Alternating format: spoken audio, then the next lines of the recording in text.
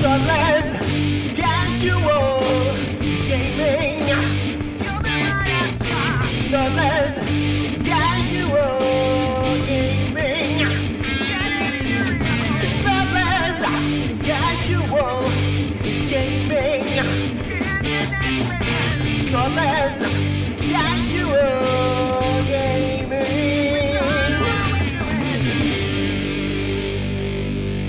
Hello, you're listening to Thoughtless Casual Gaming with Brett and Jace. We are a Geelong-based gaming podcast where we play some games badly and then talk very badly about how badly we played those games badly. That one was not an AI generated. I mean, it could have been. It said more words than it needed to. Badly. It sounds like any of my high school reports. F. No, that just sounds like my parenting. Oh dear, we're off to a good start. So, if you're listening to this, you may or may not have seen that we're doing a giveaway. We're doing a giveaway? We are doing a giveaway. So you obviously don't listen. Absolutely not. Pay any attention to what we're doing, which is fair. Why should you?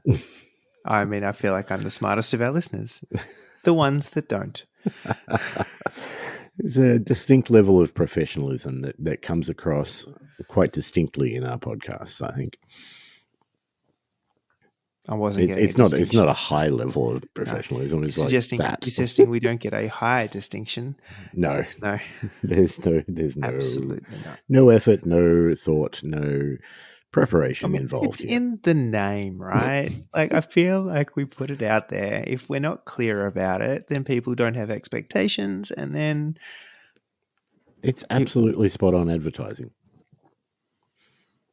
It is more accurate than the stuff that Wish is suggesting I purchase. You on those crotchless pants again? Again? Who got off them? Off them. Yes. Not off on them. All right, cool. Again, I'm with it anyway. Not mutually exclusive, but continue. So we currently have a giveaway going on Facebook. It's for the brand new Masters of the Universe board game done by Come On. It is a Come On one, isn't it? Yes. Much Come On.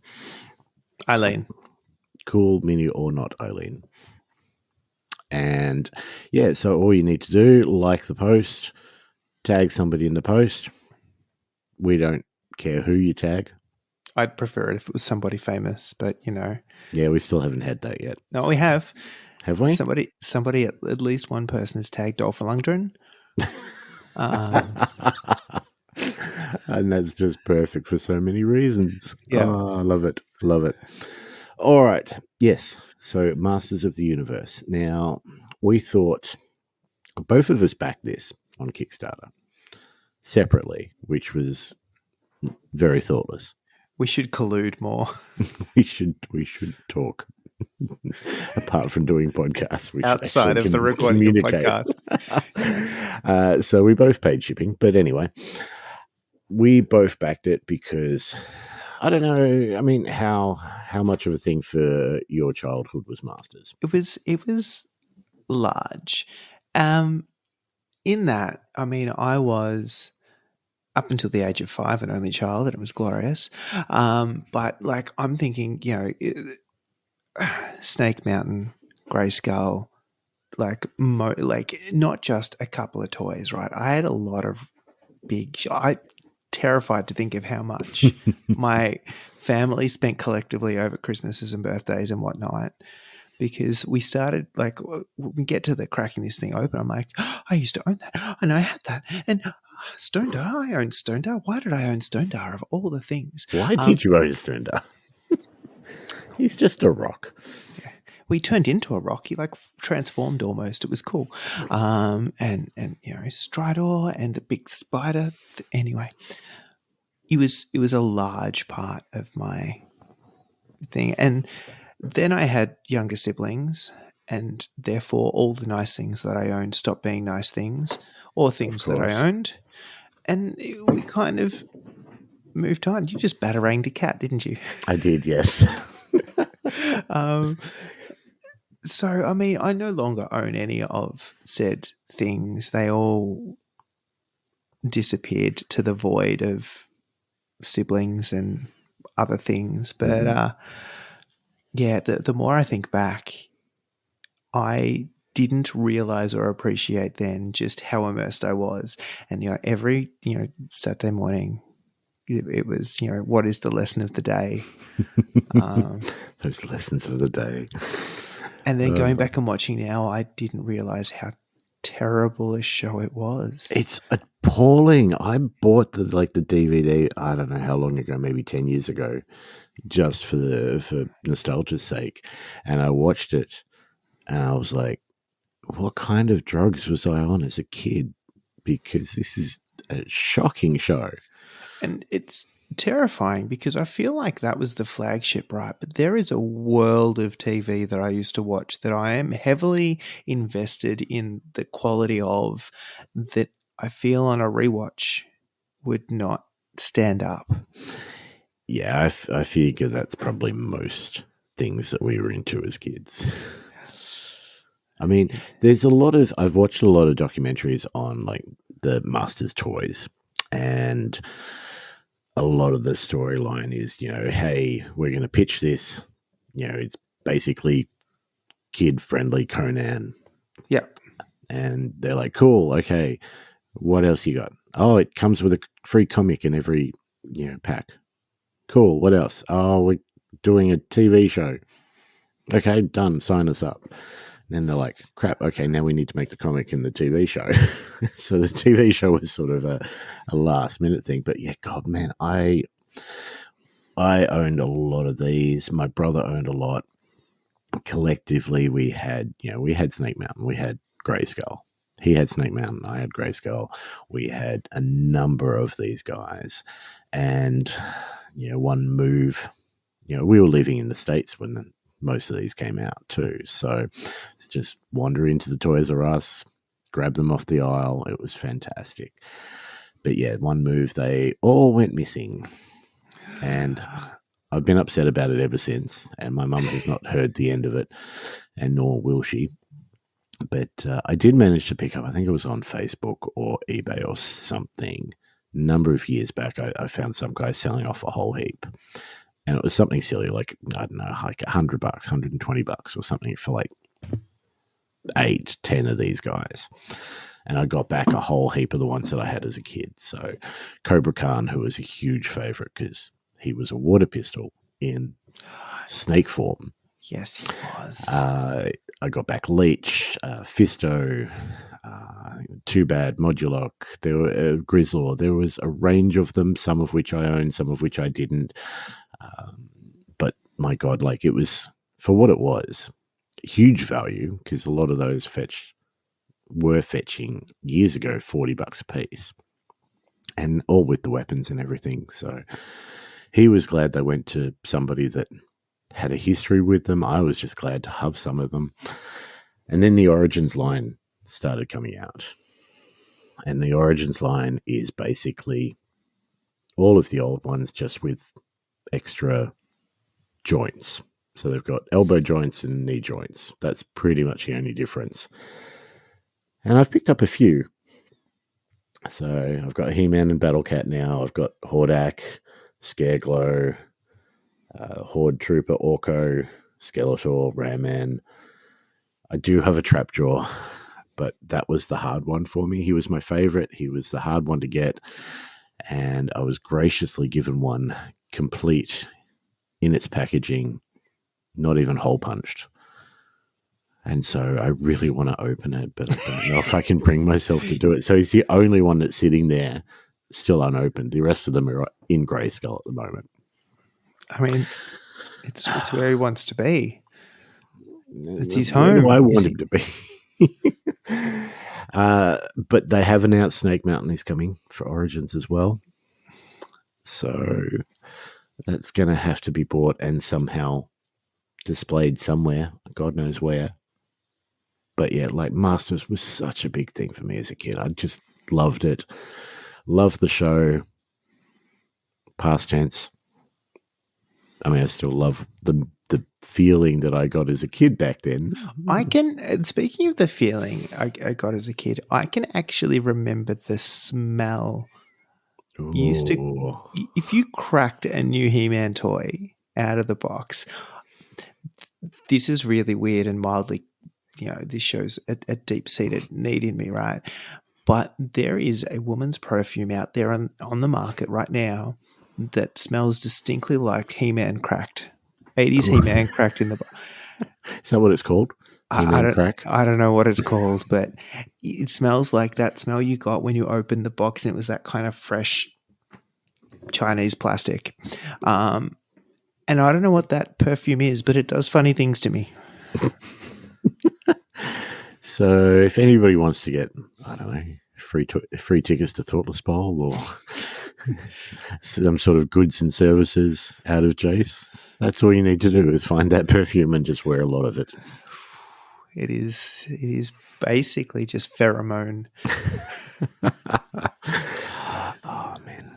Anyway, Masters, they've done a few things since the childhood, obviously. Not as many, like it's only recently that they've started doing a lot more and a lot more things have come out. There's been some fairly average comics over the years. The 2 TV shows that started up the other year, so Revelations and the other one, I can't remember what the kids one was called. No, but not Revelations. Yep. No, it's been cancelled too. Yeah. So Revelations is coming back for a second season, but the other one is not. But also, there's been other bits and pieces. There's been a line of Funko Pops and things like that. I have picked up, there's a hardcover, huge comic book, which is a collection of all the comics that came with the toys. That is going to be atrocious. Oh, it's fantastic. I love it. And the only thing that annoys me about the Origins toys is that the comics that you get with them are like sort of by series now. So like wave 1 will come out of the toys and it might have He-Man, Skeletor, I don't know, like Volko and Teela or something. Yep. And they'll all have the same comic in them, which is very frustrating. Because there were so many of those comics, and the comics weren't always accurate to the toys, or not important. Not important. It was encouraging reading as well as beating people up with a hugely muscled man. Sure. Yeah, we'll go with that. Yeah. Anyway, lesson of the day: read more, kids. Literacy is important. That's right. So a couple of years back, pretty much one after another, there were 2 Kickstarter games. Yes, they were in rapid succession. Yes. So I believe the Come On one was second. Mm-hmm. And for whatever reason, it was a licensing thing for some way. I don't know. Don't know the exact specifics of it, but one of the games was Europe-based only. So you could only buy it in Europe. And the other of the games, which is the Come On one, you could only get outside of Europe. That's right. You did do your homework for this. I knew all this stuff, but I forgot. I'm remembering it. I didn't actually do homework for this episode. There's like half a dozen notes written down. That's it. But go. No, I had forgotten all of these things that I swear I knew at one point in my life, but I feel like something important like Baby Shark has just pushed all that information out of my head. Baby Shark. Yeah. Now it's all gone from my head. Anyway, Come On. So in typical Come On fashion, there was crap loads of expansions and all sorts of stuff that you could get with the Kickstarter, crap loads of stretch goals and all the rest of that. I just went the bare basics and got the original game as well as the Kickstarter stretch goals stuff. Yes, which I think is the same as what you did, isn't it? Yeah, and look, there was much wailing and gnashing of teeth trying to decide how deep to go because the Horde expansion was an option. The whole She-Ra I almost went in on Shearer, and then I realized how ridiculous that was. But there were a lot of options, and I, in the end, decided, given this is an untested board game, I was really only buying for the nostalgia. Maybe we'll just dip our toe in the water and somehow resist. So base game, all the Kickstarter stuff that came with it, which again, call me or not, know how to run a Kickstarter. Mm-hmm. There was severals. Yeah, look, I'm regretting. In typical come on Kickstarter, there was one of those expansions which was Kickstarter only. Mm-hmm. The rest of them, they've all released. They're all in stores, so you can get the Horde in stores, which I have. So I bought that pretty much, I think, before we'd even played. Yeah. The She-Ra one is in stores. The Attack on Grayskull one is in stores, but the one that is not in stores is the Serpent Men with Cobra Khan. Which, I mean, he's not a water pistol. Just saying. No, but like in my heart, he is.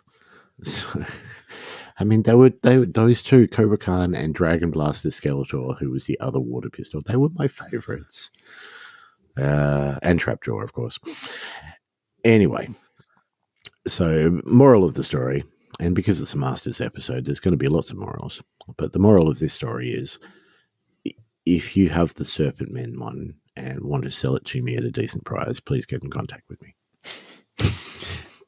The actual moral of the story here is that if you're looking at a Kickstarter and you know that as soon as it arrives, you're going to regret not purchasing that additional stretch goal, maybe just do it. Don't live with regret. Money was tight at the time. I could only really justify the base game. And I mean, I'm glad I've got that. But Cobra Khan. I'm going to work out how much I can buy that for. Surely someone's selling that on eBay for a ridiculous markup, and I could still make a profit off selling it to you. Probably could. Here it is, $500. Ooh. That's the open price. Anyway, so. Why do you smell like a freshly cracked 80s He-Man? It comes with a free perfume. He says as Jace takes a drink. Anyway, like and tag the post in Facebook, because we are giving the base set away. And we have played a couple of games, and from at least this side of the fence, it's not just a nostalgia thing. It's a decent game. I was terrified it was going to be shit. Yes. And the only reason I was going to have it was for a whole bunch of models that I would never get around to painting or doing anything but keeping in the box. Yes. That was a very real risk. But I pleasantly surprised. Speaking of painting, if you're not in the Discord, jump in. We've got a lot of conversations and stuff going in there. Have you, like Dan, he's been posting some of the Marvel United stuff he's done. Yes. I don't think you've seen his Master stuff. I have not seen the Master stuff, but because he just did Mystique. Yes. As the kind of morph into Emma Frost that was very pretty. Yes. Yes. Dan's a friend who buys a lot of board games and then paints all the pieces. And he has painted Orko and Triclops and Skeletor. I must send you the pictures because they're just insanely good. Don't make me want to paint them. That's what I'm trying to do. No, I have too many other things to paint that I haven't got around to. Not listening. Masters of the Universe is a skirmish game. So it's played on a hexagonal board. I think I said that word right. Me fail English, that's impossible. It's, what is it, 1 to 5 players? Yes. Something like that. Something like that. Basically, you've got one person or the AI playing what they call the controller, which is the worst name I could think of for whatever that position is called. Yeah, it's the dungeon master. It's it's that position, but they've called it the controller. I'm not sure why. No. It's just shades of Thomas the Tank Engine. But anyway, carrying on. They changed his name. Did they? Yeah, they changed. It's no longer the fat controller because apparently that was derogatory. No, I said the obese controller. No, they gave him a name. It's even weirder. George? It's not just a description of his general stature. Fatty McFat. I really wish I could refer to some of my work colleagues like that. Here is a description of your stature and your job title, and that is what I shall refer to you as from now on. Okay, why not? Let's do that. I'll introduce it at work as well. Yeah. I feel like your work is more on board with that than mine. We're bringing it back. So the controller, basically the way this game plays, the controller takes a team of 3 characters and some minions. Now, if you're playing the controller, you basically have the choice. You can do whatever sort of teams you like. You can play as the bad guys.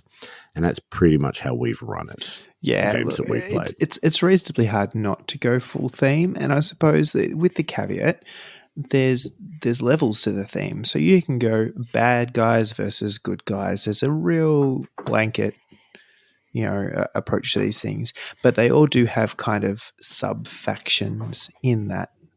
So there is the ability to kind of, refine it and theme it further. If you really want to, I only want Horde, or I only want Snake Men, or I only want, I didn't buy them. That's disappointing. I'm going to have to. But, you can go that far. Or you can go just ham and choose whoever you want because you think they're cool.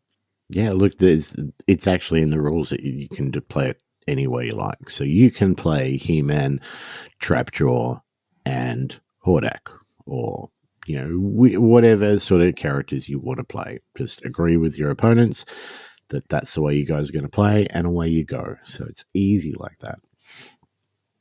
So one person chooses 3 of those characters and a minion. And there's various different minions. Yeah, and not the yellow one-eyed googly dickheads. But, for example, for the Eternian guys, they've just got the Eternian Palace Guardy guys, and they kick around. The Skeletor's got the little robo dickheads with the whirly arms. And I think there's the ranged robot guys from the Horde who explode when you shoot them. Yes. They are a lot of fun, I must say. I enjoyed playing with them. And then the other side of the coin, the players, let's say, not the controller, fat or otherwise, the players, so you can have 1 to 4 players, and they choose up to 4 characters, depending on how many people are playing. Mm-hmm. And the same rules apply. They can keep them all in the same faction, or they can totally disregard any sort of storyline, play whoever the hell they like. But it's their job to defeat the controller. That's Simple. it. That's a game. Great. Good episode. Yeah. But no, that is very much it. So, the way this plays out, there's generally, 4 player characters. So if you have 1 player, you can take charge of 4 characters. If you have 2 players, you get 2 each. You see how this kind of plays out. Yes. We've only played this 2 players. Correct. I don't know if you'd go much more than, say, 3 players on this one with any sort of level of comfortability. I think 2 players controlling 2 characters and 1 person controlling the controller is probably the way to go. As far as you want to take it. Yeah. I think 2 or 3 players is kind of, 1 player works perfectly fine, but 2 and 3 players is kind of where it's at. Yeah. So I think that's from our limited gaming with it so far. That's the way we would go. The way that the turns work is that each character has a little card, which you then place in an order of who wants to go first. So the controller has the 3 cards for his 3 people and 1 for a strategy card, which will allow him to do other things. The 4 characters that the players are playing, they have their own cards, and then you place them down in the order you want them to activate. The later they go, the more power they get. And power is something you can spend on various different things throughout the game. But obviously, the earlier you go, the quicker you have to do things without your Yeah. opponents reacting. So effectively, the first part of every turn is a bit of a planning phase where you go, here are the things I need to deal with this turn, and here is the order in which I want my characters to act to achieve them, or here's the risk. So here's how I'm going to mitigate that by choosing the order, knowing that the guys that go first, or the characters that go first, won't have as much power to do stuff as the ones that get kind of supercharged later on, and also knowing that you're always going to alternate player controller, and the controller's always going first. Yes, so the controller always gets that first option. And the way that the power works is first player for the controller gets no extra power. So they don't add anything. Next two players get 1 power each. Next two power. And then the last person, the person that's going 8th, which is one of those player characters, is 3 power. So the later you go, more stuff you'll be able to do. But at what cost? Yeah. Are you still going to be there? Who knows? Yes. Another thing which I kind of liked in this as well is that you've not only got the little board that you put these cards down on, but it also tracks the health of each character, and each character will have a different amount of health. As you get hit by various different means, being attacked, having rocks thrown at you, horde troopers exploding next to you, all that sort of stuff, you can use that tracker to lower your health and keep an idea of where everybody is. But if you go down to 0 health, you don't die.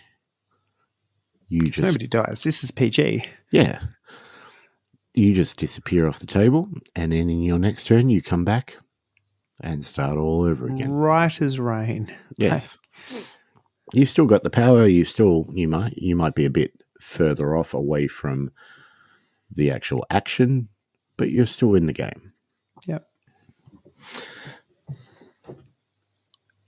The third part of this I really like, as we've kind of talked about, this idea of power as a currency. So you spend that to do actions. So you might have an attack that costs power. You might be able to boost an attack with extra power. Instead of, like a lot of games, that power going just back into the pool, right? And you just drawing from that and putting it back. Every time you spend power, you give it to your opponent. As the players. Yeah, the controller can spend his as much power as they want. Yes. But the players, however much you're spending, that's how much you're giving to the controller to spend on his little abilities as well. Yeah. So there's a secondary risk, I suppose, as to spending all of your power and doing amazing things, because you're giving that power to your opposition, who can then spend it and you don't get it back. Yeah. So do you want to do these really cool things, or do you want to take it easy and just do some basic stuff which will keep your power available for future turns when you might actually need it more? Spoiler alert, you want to do cool, stupid shit. Yeah. I mean, this whole game is full of stupid shit, and it's all cool. Anyway, so when it is your turn, you've got a couple of things you can do. Every character can do 2 actions. You can move, and the move is up to 3 spots on the battlefield. Only thing to bear in mind in this is that if you move away from enemy characters, you're taking damage. Which I like. Yeah. That's good. That's a good mechanic. It's just common sense in a mechanic form. You can attack. So you can perform an attack against an enemy in range and line of sight. Some of these attacks, depending on your character, will be ranged ones. Some of them will be hand-to-hand. A lot of these are hand-to-hand too. So a lot of He-Man characters have hand-to-hand weapons. So you can interact according to the scenario, or you can use some of the skills on your dashboard, let's say. So every character starts off with a couple of skills, but as the game progresses, those player characters get more and more skills that they can use. And this is pretty consistent. So each of your characters has got a pretty basic set of things they can do. And they're all themey and they're all very appropriate for each character, right? But every alternate turn on the game, basically, you get another little tiny card to add to your dashboard with more stuff you can do. Again, specific to that character. And the fun bit with that, I find particularly the fun bit with that is, so you give the character that skill, but often that card's double-sided, and the skill on one side is not the same as the skill on the other side. So there is a point where you have to choose which path you want to go down with the upgrades effectively. And that's a huge thing too. Like, do you want to give He-Man this ultimate like smash power or whatever it is that he can do, like crap loads more damage, or do you want to stick him on Battle Cat and replace him with a whole new model and get a Battle Cat? Did we and get just a Battle mention? Cat? Yeah. The other one is he might be able to do more damage and things, or the other one might be that he gets armor or he's able to heal or something like that. So he becomes tankier than punchier. So there's a whole lot of choice because each character has 3 of those upgrades. So you have to make that choice 3 times, not once, not twice, but thrice. But I think as well, there's a degree of what can my counterparts do as well. So if you, depending on the scenario that you're doing, and there's a whole heap of scenarios that come with this game. But depending on the scenario, depending on what my teammates are or who they are, do I want another big beefy attack, or do I want some sort of secondary skill that I can use to assist everybody else? And there's a degree of thinking in that decision, which I love. Yeah, and it's not just thinking about what I want this character to do, but how do I want the team to play that I've selected to do this mission in this current situation. And it's a really nice little, just keeps you thinking about all the things that you can do, and effectively all the skills that you're going to have that you're probably going to forget or not allocate power to at the right time. That's the other thing too, because this power that you're getting each turn, you're allocating that to the specific skills. And if you don't allocate it correctly and you don't have enough to do that skill, you're not doing it that turn. Yeah, so a really easy case in point there is some skills are reactive or defensive in nature. So when someone attacks you, spend power to do a thing. You need to have allocated power to that skill and have it available when someone attacks you to do that reaction. Otherwise, it's useless. So there is a constant planning ahead about where you're going to allocate power and how you're going to manage it, not only for the things you want to do in your turn, but maybe the stuff that you want to react to in your opponent's turn. Mm-hmm. And it's those little decisions which just make the game worthwhile. I mean, we have played 3 games of this. 3? Yeah, maybe 3 4 scenarios. One of those scenarios we've played twice. Yeah, I was about to say. And those 3 to 4 games have all played slightly differently depending on the characters we've taken and how we've decided to allocate and what skills to take and all those sort of things. All those little decisions have added up to 3 or 4 very, very different games too. Yeah, and if we really want to illustrate that, I think the first 2 games we played, which is effectively the same scenario, really kind of sum up the difference there, in that I can't remember if we won the second one. We definitely didn't win the first one, because without getting too much of a recap, we got into a big old brawl. We were supposed to go rescue a civilian type friend, but we got into a big old brawl, got bogged down, and it just didn't happen. Whereas the second game, we looked at allocating skills that might be able to do area damage or to clear spaces or to give you things like move boost to let you move over and through people and things like that. So all of a sudden you can do the things that you need to do in that scenario. In it, same game, practically same characters, completely different result. Yeah. No. Well, do you want to get into a recap of the games that we've done? Yeah, let's do a quick one. why don't we do that after a very quick break so I can get rid of these kittens that are bloody tearing around I'm the just room. watching you throw things in range. I'm It's just the I'm best. I'm looking around. I'm going, oh, okay, that's soft enough, and then trying to throw it near them to get their attention to scare them off. But they're not scared. They just look at me No. and they keep going back. Yeah, no. Ah, dear. All right, you Let me get rid of wrangle. these. Deal. Back soon. Done.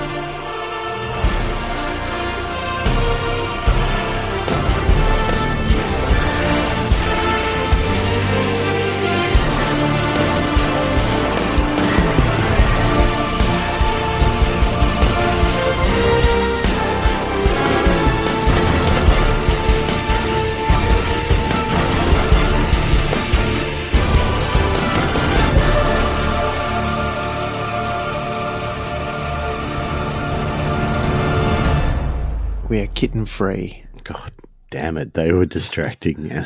I have gotten rid of the kittens. I have retrieved my Batman cushion and my Thoughtless Bowl 3 stubby holder from the ground from whence I threw them. But yes, we have played a couple of games. So we've actually played 5 games all up, I realised. So Well. we played through the first one twice, the second one once, yeah. and the third one twice. So the first two, and this book comes with, is it 12? I don't even know. No, 1, 2, 3, 4, 5, 6, 7, 8, 9, 10, 11, 12, 13, 14, 15, 16, 17, 18, 19, 20 scenarios. That is 20 several. scenarios in the base game. Yeah. We've played 3. Mm-hmm. So we've got a bit to go. Not angry? No, not angry at all. The first one is known as Rescue and is an AI scenario. The first 2 are AI scenarios. So we thought, let's give them a go because that'll get us used to the rules and, some randomly generated AI controller can control the bad guys. And we'll see how we go as the players. So Rescue, basically, the controller will win if he KOs 3 of the player characters. So can be the same one 3 times or just 3 of our guys. If they get KO'd, if their health gets reduced to 0, that's it, he wins. Or if the NPC is KO'd.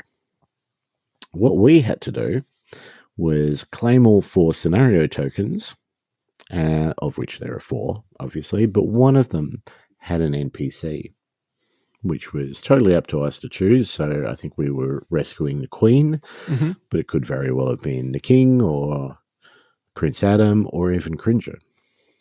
We should have rescued Cringer. That would have been more totally fun. totally should have. Didn't realize that at the time. But we had to have the NPC escape, right? These things are scattered throughout the board, and the scenario gives you obviously the layout of the board and what sort of terrain there is, where the bad guys start, where all the minions start, all that sort of stuff.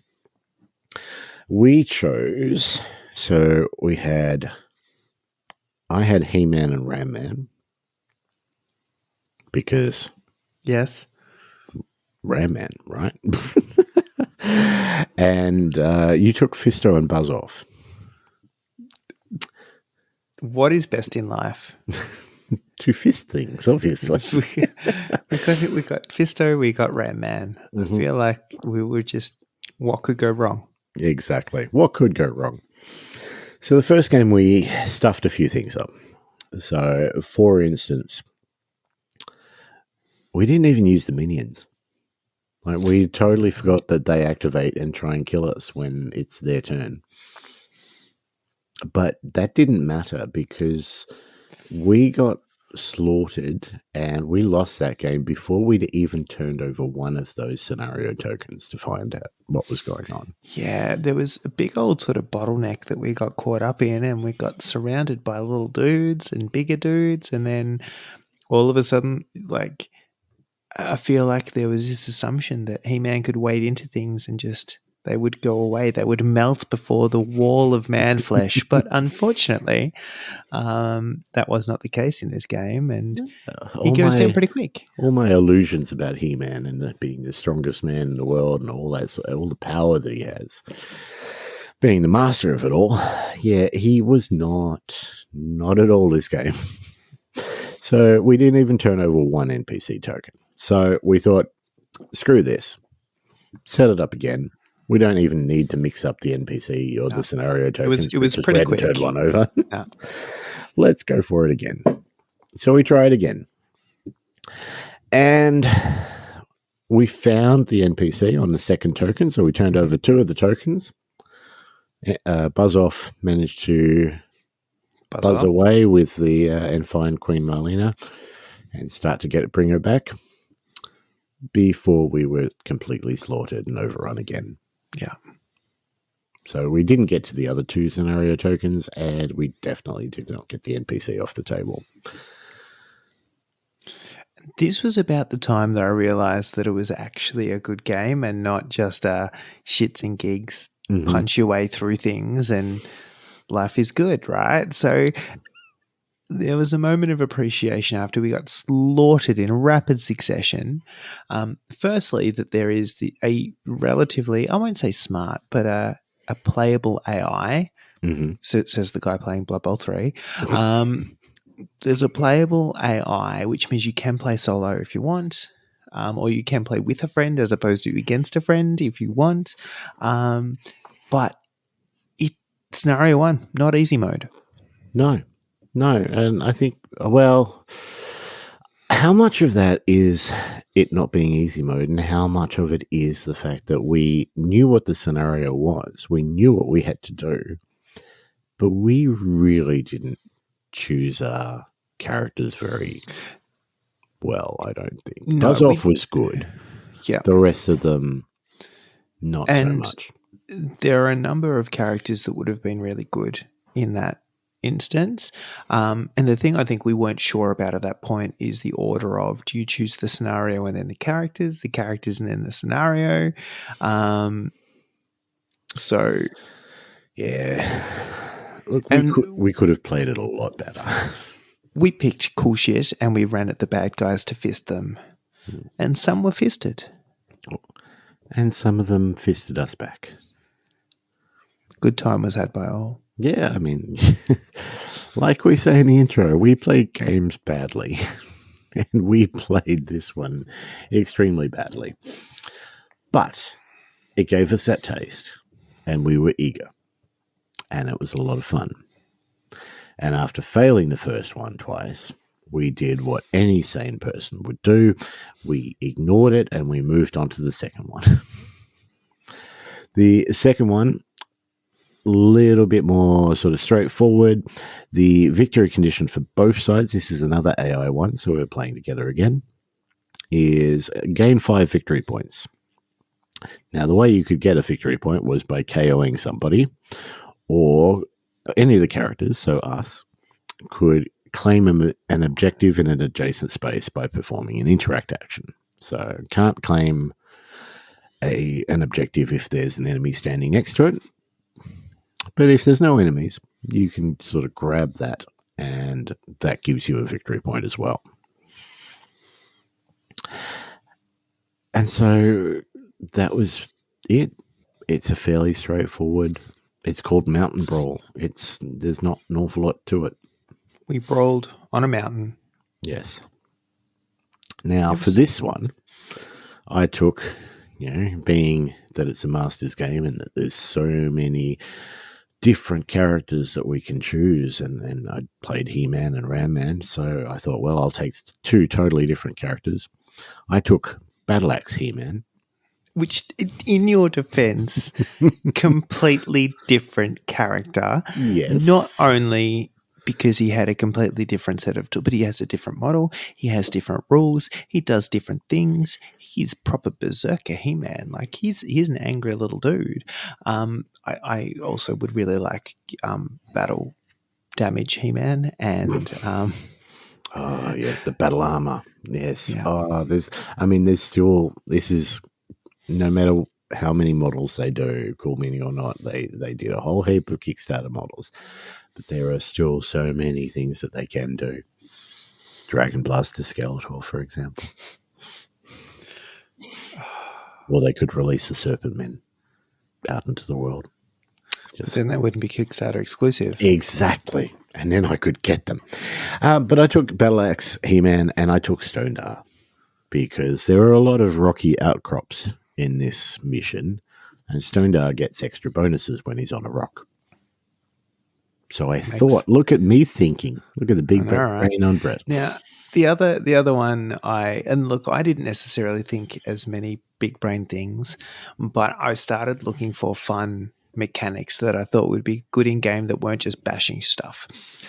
So I took Manny Faces, step one.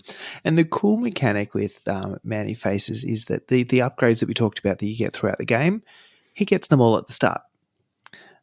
And they're effectively his faces. So there was a robot one and a monster one and a human one. And you pick one, and that's the one you start on, and you can only use one at a time. Mm-hmm. So he could effectively change his faces and do different stuff.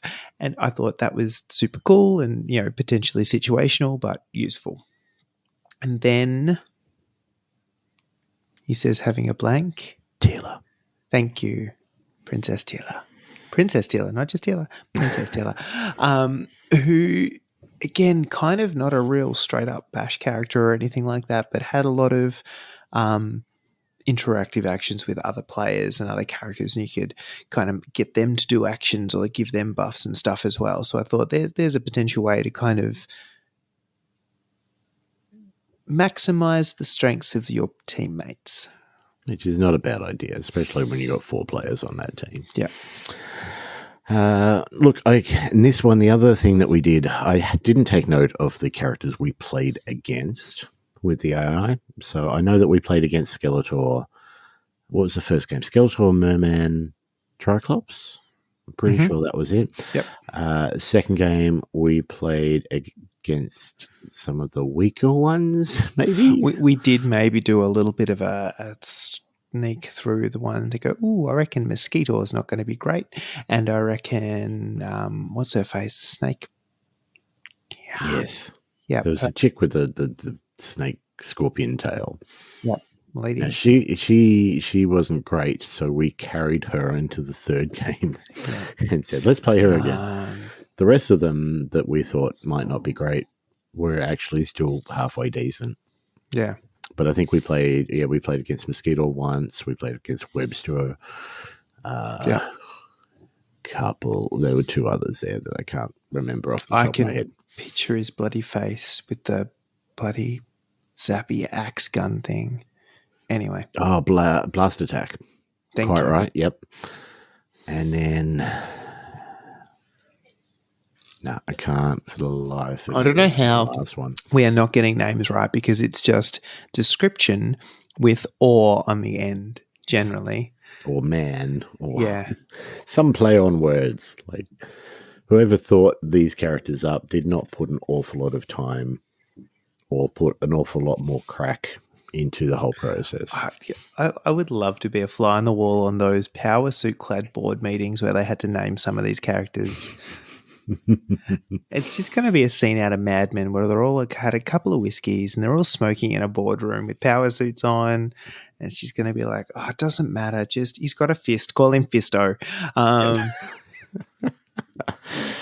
a totally different tangent, there's the very not safe for work podcast that I listen to called Dave's Video Graveyard. A bunch of guys, or a guy and a girl, out of Adelaide who do a lot of like movie type related, vaguely movie related podcasts, right? They played a game on one of theirs recently, which was pick the name.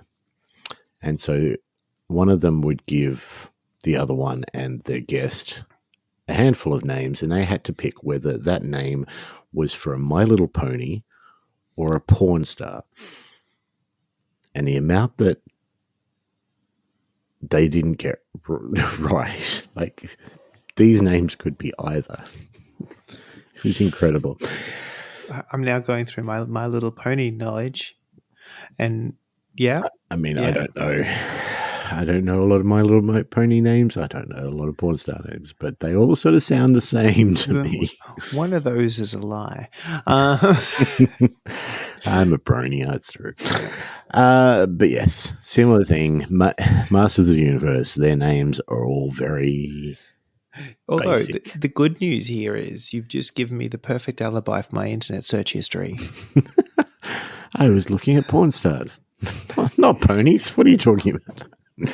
It's a pornography store. I was buying pornography. Anyway, second game or second scenario, we crushed that. So 5-1. Yep. Not an issue. We claimed some of the relics or / objectives. We knocked out one or two of the guys, and that was it. It was a nice, easy win, and it was the first win, the first Masters win for us. So It was sweet. We suckled at the teat of victory. All of those things. It was Yes. good. So we moved on, and this is a couple of nights later. We decided, let's go 1-on-1. Let's take it to the man. Let's fight against each other and see what the 1-on-1 is like in this game. And I must say, I'm a fan.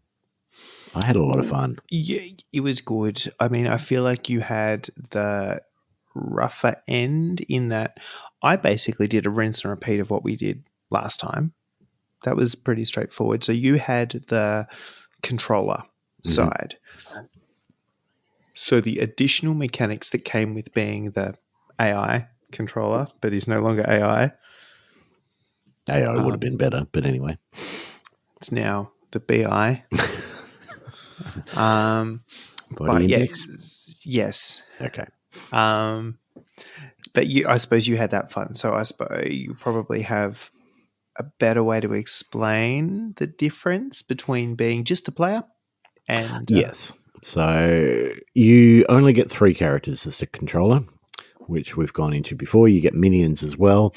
But yeah, the 4 cards that you're laying down on that who you want to go first thing is the 3 characters, and then there's a strategy card. And what the strategy card does is it allows you to move your minions and attack with them, so they all get 1 move, 1 attack, if appropriate. They can't take 2 moves. They can't do multiple different things. They move and attack. Got to be in that order. It's pretty basic. Yeah, nice and simple. Something we totally forgot about on the first game, but I did not on this game. The other thing that you get is you don't get those 3 cool abilities that the players get. So pretty much your characters are going to be the same and doing the same things round after round after round, right? But you do have 4 cards that you can use, and they will do various different things and give you various different abilities, and they are the cards that you use the power that the players give to you. So things like spawning more minions and making an extra move with the character, things like that is stuff that you can do with that power. So there's 4 generic kind of things that you can do. Rather than having character-specific things, they don't get upgraded. They do their normal thing, but you get 4 generic things that you can then spend power on to do additional stuff. Yeah. So the way that the upgrades work is pretty much there's a tracker which has 1 to 5. Starts on 0, goes 1 to 5. At 1, all of the player characters get their green ability, which is the weakest of the lot. At 3, they get the yellow one. At 5, they get the red one, which is the hard one.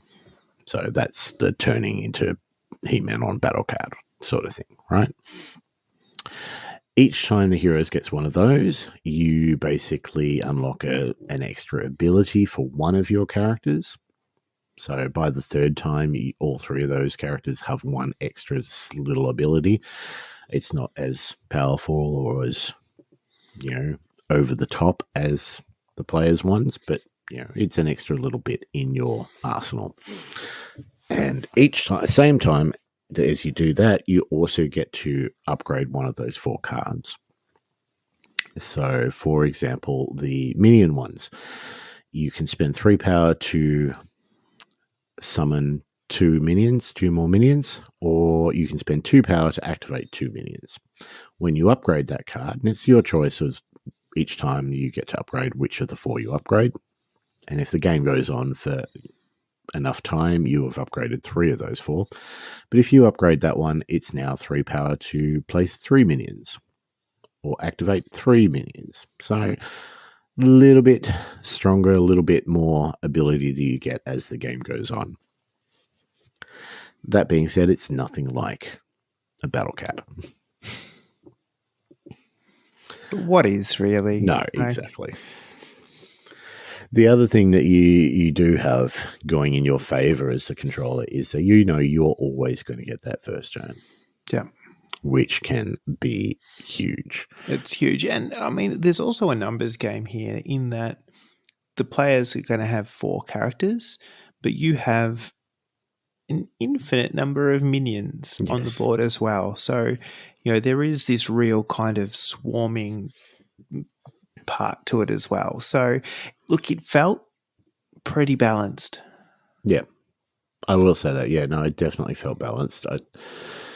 I took along for this game, I took along the Horde because like I said, I had purchased that Horde box and I wanted to use it. So the 3 guys I took Mantenna, I took Grizzlaw, and I took the main man himself, Hordak. And because I was taking those guys, my minions were the Horde troopers. Mm-hmm. Which was glorious. They're so much fun. So they have a shooting attack, which is kind of cool. That's the other thing we haven't mentioned is the dice. Oh, yes. So the dice are pretty funky. They're 6-sided dice. You will roll X amount of them in your attack or whatever you're trying to do.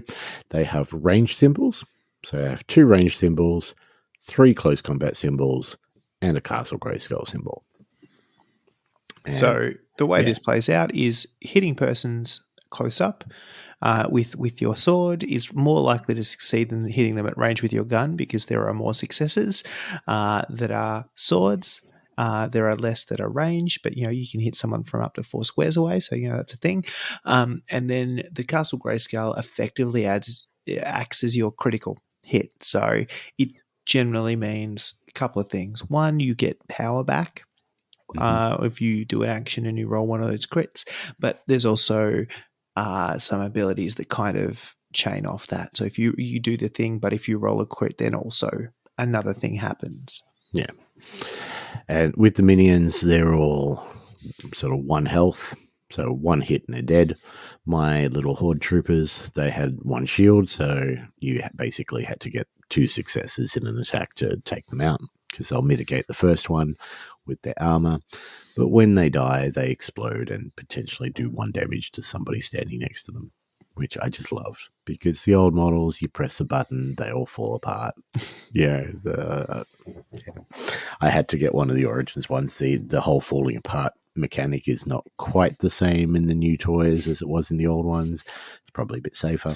There's less asbestos and swallowable items, so Yeah, which is a shame, because bring back the golden age times.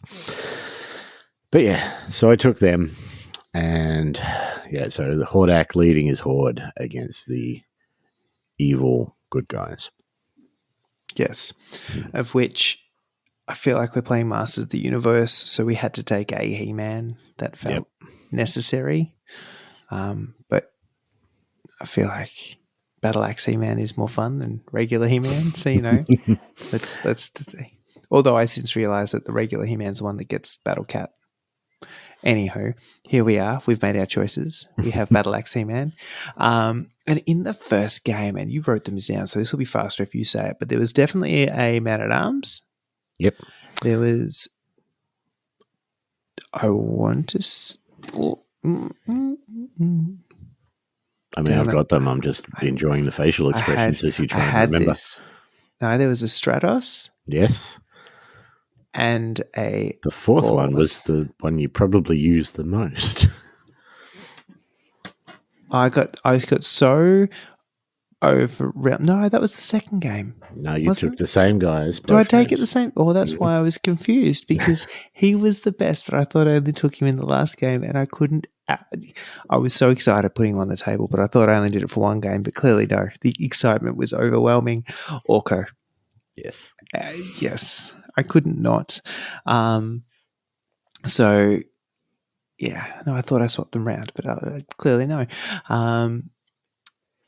And again, mix of abilities and things. So Battle Axe He-Man is very much how much damage can I do, but also this really awkward, cool but awkward mechanic of you can take wounds as opposed to spending power.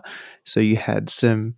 I chose not to do that in any instance because it seemed dangerous. And there was a lot of fighting going on, and There was a lot so of much. characters up against each other. Yeah, it just feels like health can go down so quickly that taking additional wounds is very risky. And it may be rewarding, but very risky. Stratos was very much there as a, hey, I need to move. I potentially need to fly. I potentially need to get around. That always seems like a good idea. Man-at-Arms and Commander Man-at-Arms, to be fair, because there are two. But he was another one that was one of those force multipliers in that he had some abilities that let other players do stuff. And I didn't even look at Orko's abilities at the time. I just went, we're absolutely putting Orko on the table and we'll work this out later. But he was absolutely the star. He was so funky. We will guess. So, and his basic stuff was pretty basic in that. Basic attack, it was like 4 dice, range attack, does some things. However, for free, you can power this one up and roll an additional 2 dice. This sounds great. Why would I not do this for free? It's basically a 6 dice attack. However, for every critical hit you roll, Orko takes a wound.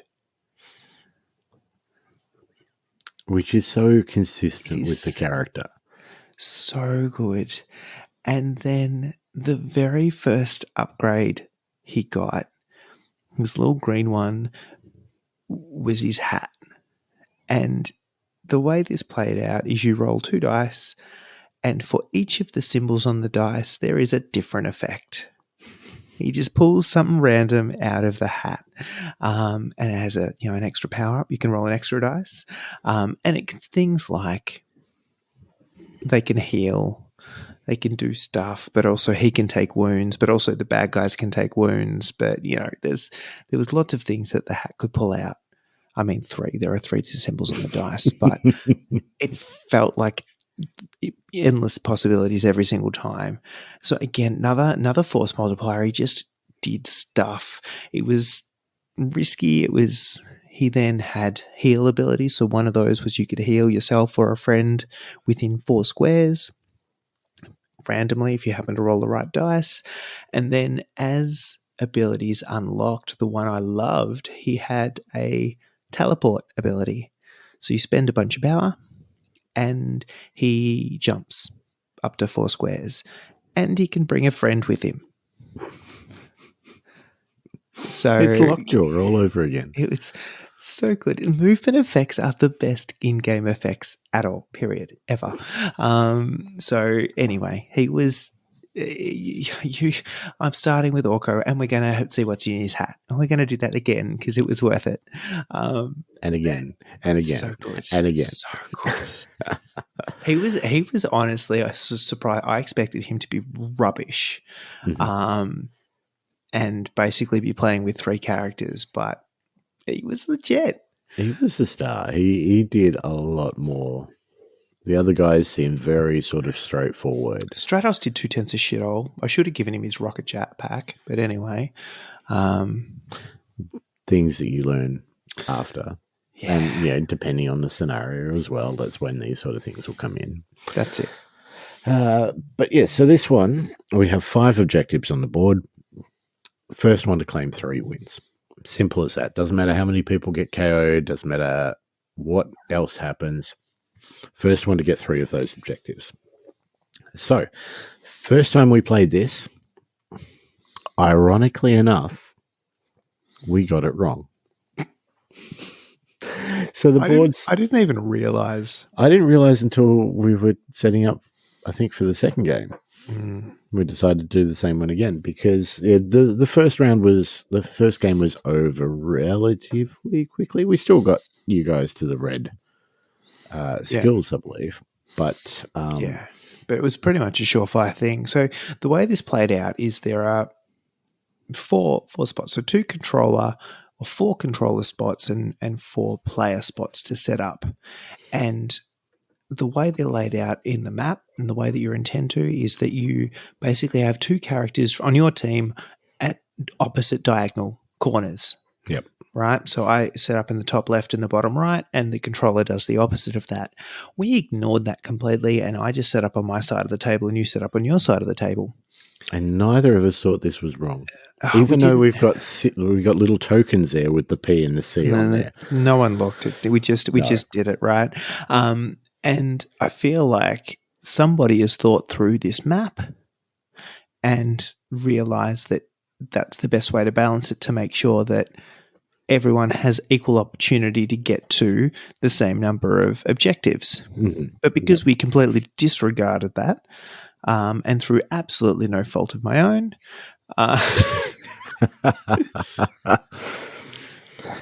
yeah, first game was over pretty quickly. So, I mean, the way that the objectives are laid out, there's pretty much 3 in the middle. So at various different points, 1 on the left, 1 on the right, 1 in the middle. And then in the middle, there's 1 objective on either of the long edges. Mm-hmm. And I feel like we both threw people at the ones in the middle, in the left, and ones at the right. And then I think you threw a couple more people at them. Mm-hmm. And I just sent my third guy trundling down the middle to get the one on my side of the board. I kind of which had was this... then my side of the board because we had set up completely incorrectly. Yeah. I had this assumption because, I mean, the other issue I had, right, was minions, of which there was a bunch scattered around the board. And I suppose I have to deal with them. And you did not have to deal with them. True. So I'm like, I need to swarm, murder a bunch of dudes as quickly as possible to get rid of some minions so I can do some stuff.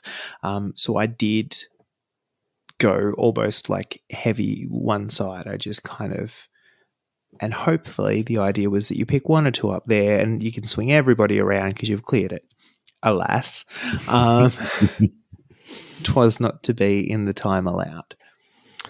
Yeah, so took that one, I think it was 3-1 in the end. We then set up again, both of us using exactly the same teams, but we set up this one correctly on diagonal sides rather than the same side. And this one was a lot closer. It came down to the end result was 3-2. And that last objective, we were fighting over. So long. we were fighting quite hard over. You had, I think, Man-at-Arms and Orko in there. I had Hordak and Mantenna trying to attack from outside. And in the end, I'd stole it away from you. It was, yeah. That was one of those ones that I think we both did relatively good jobs of not only trying to get the objective right, but to deny the other person just by having somebody standing next to it all the time. Yep. So there was a lot of thought around not how do I get the objective, but just how do I get someone next to it so you can't claim it? And then how the hell do I keep them alive? I think, if my memory serves me correctly, I think I managed to steal the one on my side of the board again relatively quickly, but then it became like a fight at like 3 points for the other ones. Yeah. So I thought I had one of them pretty quickly with Stratos because he had a bit of a move boost, so he could spend power to move extra squares. So I just threw him up there, not realizing how quickly, I suppose, Hordak and a couple of those minions could get to him. So that got locked down for a little bit longer than I expected it to happen. So and basically, equal. yeah, all those middle ones. Let me just 1, 2, 3, 1. So the middle one on the left, middle one on the right are at exactly the right number of squares away from the starting points. So that if you two move with anyone, they're standing right next to it. Yeah. The other ones take a little bit longer to get to, which with a bit more of a move boost or something like that, you could probably get to. Yeah. But one of them was in the middle of a forest. Yeah. Other one was on top of a rock. Yeah. And they were just the right amount. They were pretty much 6 squares away each. Yeah. So I think the first one was the time I realized that you can't take an objective if someone else is contesting it. Because the way this played out from memory is that you got the first go, Hordak double moves will be standing next to the objective. Mm-hmm. And I went, I only need one movement to get there if I use all of my power. So I just one move there and went, I will interact. And you went, no, you can't. I'm standing next to it. And I went, oh, crap. And that's when we had a big fight over that objective. Yes. And then I think we had Hordak, Hordak. He-Man and Grislaw. Orko, I think, was part of that as well. And Yeah. He-Man and Grislaw were just pound for pound. Yeah, and there was a moment there where I thought I had it, and then Orko got KO'd and ended up too far away to do what he needed to do. Mm-hmm. So, yeah, we got there eventually, but yeah, look, this one was a lot closer and could have swung either way. It was a good game. So, I mean, that's it. 3 scenarios. We've done 2 of them twice. We're up to the next one, which is called the Relic, which sounds interesting, which you'll have to give that a go shortly. Mm-hmm. Overall, thoughts? Look, I think the game itself is actually really slick. I feel like it hits all of the right parts in the nostalgias. I feel like all the abilities are appropriate for the characters. It's like all of that is good. If I was going to criticize anything, it feels like it's component heavy in that there are just a lot of cards and tokens and stuff. Not unusual for a cool mini or not game, but the setup is more onerous than the game. Yeah, so setting up took a little bit of time, especially, setting up We don't know what we're doing. But yeah, well, there's that, true.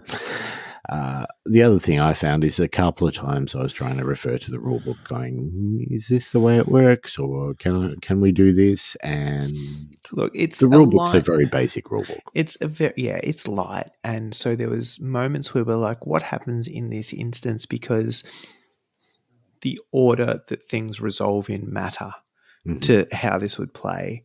And it just doesn't go into that level of detail. So you kind of have to go, all right, what are we going to agree to? Yeah. Which, not bad, not a terrible thing, but I suppose coming from a background with some really clear rule sets about exactly how stuff works, it's just one of those things you've got to roll with. And I need a better way to store everything because there is more stuff in that box than you can fit back in the box. Yeah, look, there's a lot of stuff. But what I found is that the rules are basic enough. You've got 2 actions. You can do this, or this, and you can do 2 of them in any order that you like. And it was just very easy to pick up gameplay. Yeah. That is the bit I kind of latch onto and really appreciate, in that the game is simple. You've got 2 actions, you've got some stuff you can do, you can spend power and whatnot, but effectively you do 2 things, and here's a scenario, achieve the objectives. Choose whoever the hell you want, it doesn't matter. Maybe go for guys that are appropriate for the scenario. I mean, sure. If you want to be that kind of person. But no, just pick Fisto and fist things and then see. But I don't feel like it was overly simplistic, and I'm like, yeah, I've played that, cool. I'm going to go play Snap instead. Like, I want to play more. I want to try different things. I want to play scenarios again. So replayability, given that there's 20 scenarios in the base game, plus all of the expansion joy, plus all of the characters that you can play, plus the fact that I can play as the controller, or I can play as the player, and I could do 2 players versus a controller or 2 players versus an AI. Like, there is so many combinations of a very simple game that give you a lot of variety.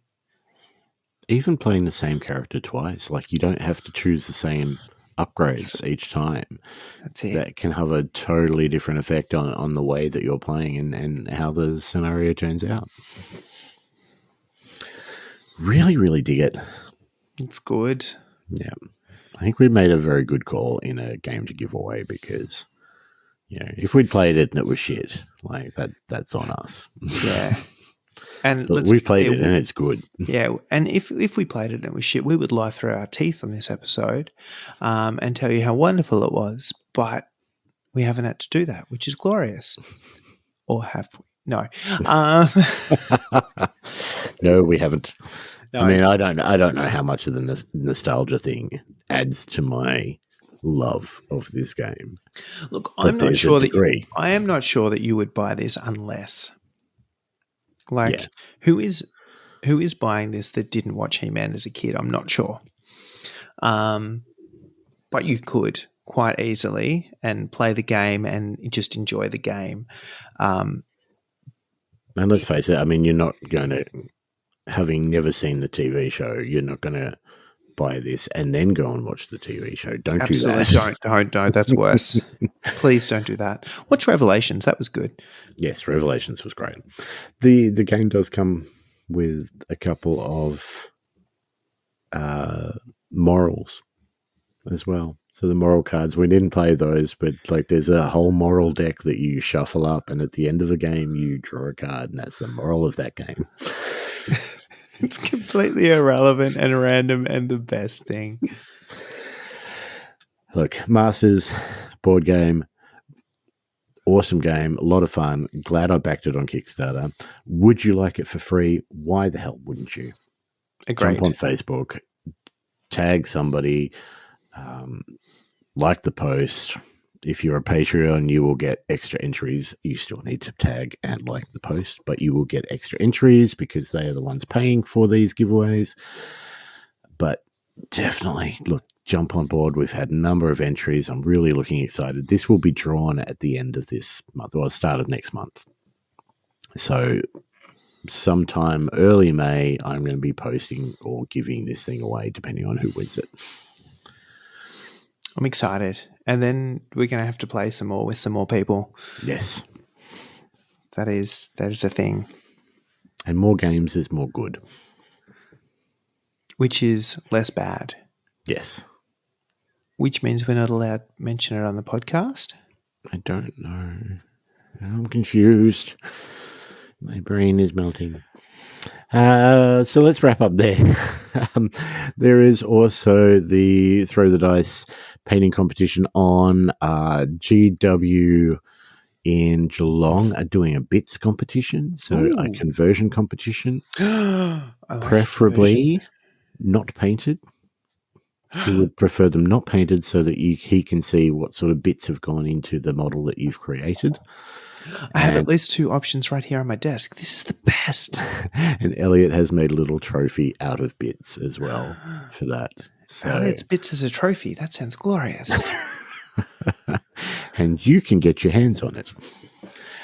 So that's on. Am I going to need both? I don't know. I haven't seen it in person. I've only seen photos, so I don't know how big it is. I need something for scale, guys. Come on. The only other thing I want to mention is Thoughtless Bowl 4. We announced today that we have added some more tickets. I had to do bad things that I can't unsee. But where on the doll did Rich touch you? No. We have upped the number of tickets from 26 to 32. So this is good in the fact that of those 26 tickets, we sold 29 within 48 hours. So Through no fault of our own. This is not collusion, no, extortion, or anything else. It was incidental, but it means that everyone that is paid can now play. This is good. But it also means that there are a few extra spots. So I think there are 3 yes, unsold tickets. 3 unsold tickets. We will take names as possible reserves for in case anybody drops out last minute. Somebody is randomly beheaded beforehand. But we will not take money off them unless they are actually offered a spot, I suppose, is the kicker there. We are filling the store. Yeah. Rich was very, very clear. This is store capacity, and there is not a chance in hell he will. He's not sure if he's allowed to be there as the store operator, because that brings the number in store to 33, and that may be too many. Yes. Rich was pushing for 30, and I was like, "Can we do 32? Just give us one more table, because if we made it 30, then with the reserves we've already got." That's just one extra ticket.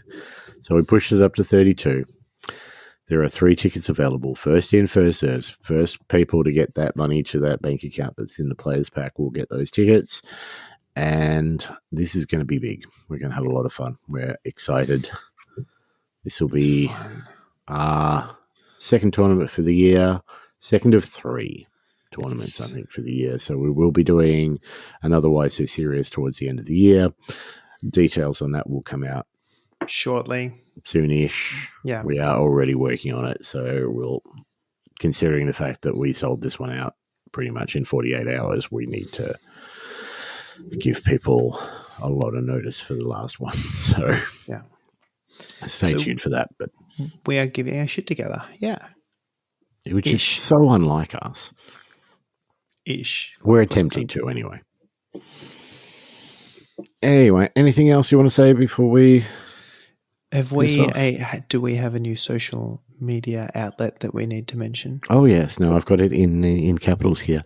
So if you haven't already, give us a follow, a like on Facebook, Spotify, Podbean, Twitch, OnlyFans.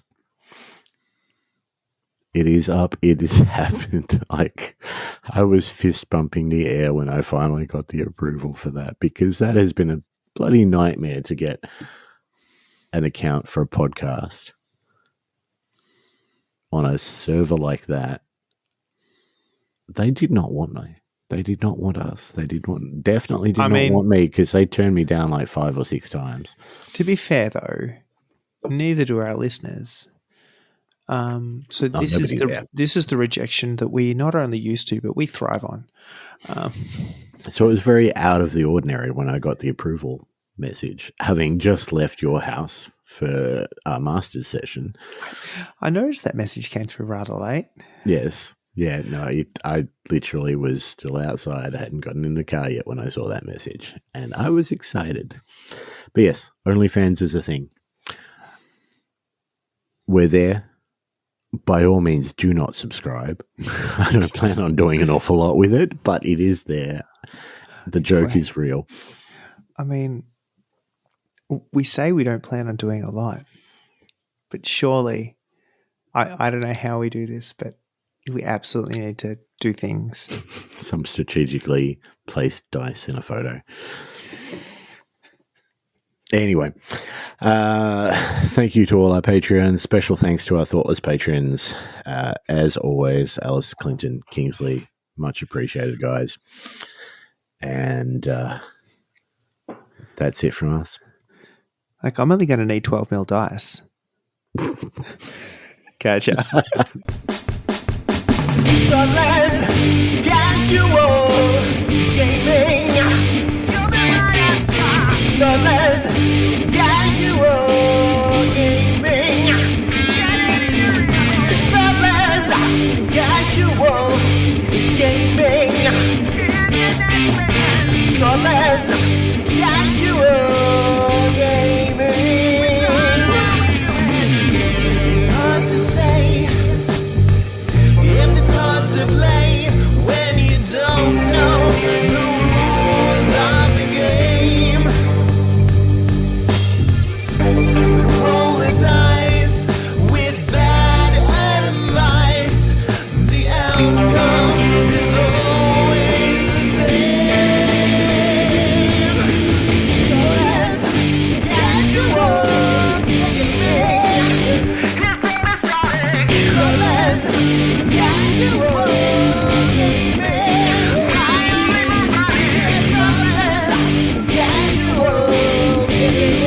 way.